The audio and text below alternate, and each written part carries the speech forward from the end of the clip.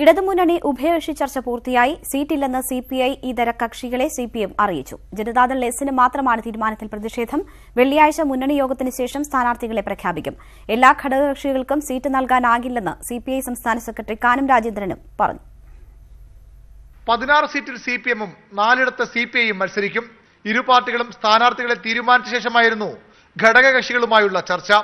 മുന്നണിയിലെ പ്രബല പാർട്ടികൾ സീറ്റ് വീതം വച്ചതിനോട് കാനം രാജേന്ദ്രന്റെ പ്രതികരണം ഇങ്ങനെ: സീറ്റ് ഉദാരമായി വിതരണം ചെയ്യാൻ ഞങ്ങൾ 10 പാർട്ടികളുണ്ട്, 20 സീറ്റുമുണ്ട്. ഈ 2 സീറ്റ് വിതരണം ചെയ്താൽ മതി. പക്ഷെ അതൊന്നും യാഥാർത്ഥ്യമല്ലോ.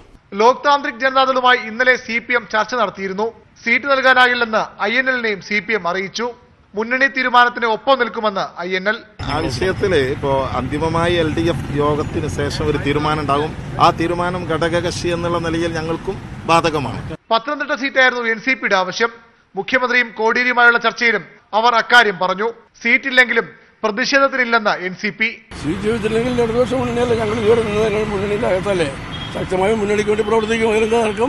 ജനാധിപത്യ കേരള കോൺഗ്രസിനും മോഹം പത്തനംതിട്ട സീറ്റിൽ. മുന്നണി മത്സരിക്കാൻ പറഞ്ഞാൽ തയ്യാറെന്ന നിലപാട് അവർ ചർച്ചയിലും ആവർത്തിച്ചു.